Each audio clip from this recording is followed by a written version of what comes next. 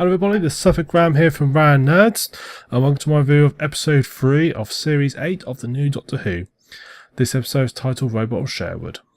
As I've said in the past, there may be some minor spoilers. I will try and keep them as minimal as possible, but if you don't want anything spoiled at all, turn off now. So this episode starts with Clara basically being the choice of where she'd like to go.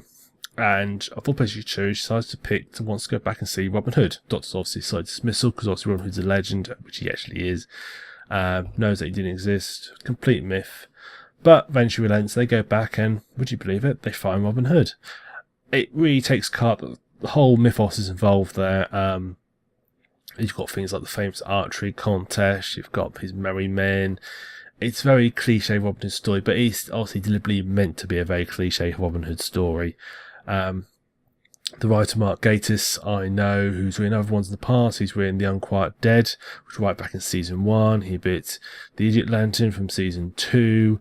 More recently, he wrote Victory of the Daleks, which we don't talk about too much, as that was a little bit of a painful episode to watch. Not least because he introduced the new Daleks, which everybody instantly hated. He's had a lot of contributions. Also, if you ever watched the BBC series Sherlock, he's very heavily involved in that. Co-producer of it as well, so you can see where he gets his background. He also likes more quirky stuff. So overall, I rate him very highly as a creator and a writer. Usually most stuff he produces is very good. The episode itself is, put it nicely, silly. The whole pretext is silly. So just further elaborate, they go back to the time, they find Robin Hood, all the creatures there, Maid Marian's sort of there, Sheriff Nottingham's there, but he's being aided by some evil robots, as you probably can guess from the title. One of the nice things about this episode is Jenna Coleman, the actress who plays Clara Oswald, was able to expand her role a bit. Clara, as I mentioned in the past, has always been a very 2D character to me. And it was nice to see her expand more and get more out of and see more of her. I felt she had a lot more of a more fulfilling role in this episode than previous ones. She really worked well, and the way she manipulated some of the other characters, while very obvious, but very obviously over the top. It was meant to be. It was not obvious in that it's badly acted. It was meant to be obvious for the purpose of the episode, and it worked well. It suited it. It fitted in nicely, and I'm glad that her character has had a bit of expansion. It's helped a lot that she hasn't got a silly B plot going on with her at the school. It'd be really nice if that never happens again for the rest of the series, but I know it probably will. Obviously, we've got to see a bit more Peter Capaldi Doctor. It's a different side to him, whereas last one he's been a bit more serious. This one is he's putting through that sort of light-hearted streak, but maintaining sort of more. He doesn't get theatrical, but he's not quite as serious before, which is, it's a different side of Doctor we haven't seen before.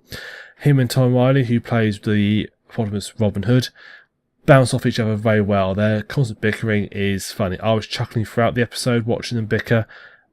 It's just fun throughout. You won't have to think too much about it when you watch it. It's a good one to have a beer with because you won't have to think too much about it. The actual whole premise is rather silly. But I thought his character's definitely showing nice to see a different side to it. Nice to see he can do something a bit different, as I knew he could. And basically, as I said, keep this up. I think we've got another good Doctor on our hands. Doctor-wise, it's been a nice episode. Flows a lot better than previous episodes have. Moffat's fallen into that old trap of making it too complicated. Gatiss is just knows to keep things simple. And it is a nice, simple episode. I just hope that they will keep this up for future. We've got not too much being thrown in. It flows easily, directed well. Visual effects very nice. It's very much designed to look like a fairy tale, and it pulls it off quite well. We've got some nice visual effects in it. There's a bit right early on when TARDIS has a little hole pair, which is very well done. You just notice it. I know it's only a minor thing, and it's probably very simple to do, but it still suits it nicely. Few continuity errors. TARDIS door is open at one point and then closed at another. I'll let you see if you can spot it yourself. And I know that the effects, the main villains, the robots, are done very well and have really nice sort of specialist cross laser sight, which I thought was very effective and very well done. I hope we get to see some more of them perhaps in the future, because I think that's something that could be worked on a lot more and could be expanded on. I'd like to see more of their surroundings. Obviously, it fits in the mythology arc. Ties in it's a very similar premise almost to Deep Breath, the first episode series. It was almost like Deep Breath done better. So a special guest in this episode, Tom Riley, who I think does a fairly good job of playing Robin Hood. He does sort of ham it up somewhat, but it suits what also the episode's trying to achieve, in that he is meant to be a sort of mythical figure and it is trying to play to the books. Like I said earlier, it really heavily ties in the modern mytho, so everything you can imagine would be like, it's really hammed up like a really sort of cheesy 1930s film of the time. So I think he does an okay job. A lot of the other guest cast in there who play the Merry Men, none of them jumped out at me particularly well, but obviously they are the side characters, but they did what they needed to do. Does, however, feature Ben Miller. Now, Child Ben Miller, he's a comedian, and that's what I've always known him as. So when he tries to be all sort of dark, foreboding and serious, it just doesn't really work. I personally just couldn't take him seriously. But having said that, it fitted the episode. That was really nice. It fitted the episode quite nicely, tied in well. It played with the theme. It worked, which I liked. I thought, although it'd probably be nice to have someone a little bit more darker, or not, that's the wrong word, perhaps a bit more serious to do it. I felt it worked reasonably well. That's primarily criticism. I just don't think he was per se the perfect choice to play Sherwood and Sheriff of Nottingham. So overall, I think Robots of Sherwood, it's going to definitely divide people. I personally do like a slightly more light-hearted episode. I like the serious episodes, but I do like to have the odd light-hearted one every so often. It's nice to have that break when you're watching, to have that. And so I think Website does a good job. Probably, I dare to say it, and I may get flamed for this, I think one of the better episodes of the season so far. Definitely better than last week's episode, which was okay, but not brilliant. Possibly on par with Deep Breath, but not quite. It's going to be a tough one. I think they're quite close in some ways.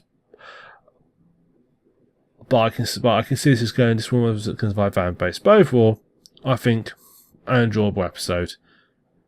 So that's my review of episode 3 of Series 8 of Doctor Who, Robots of Sherwood. Thank you very much for tuning in.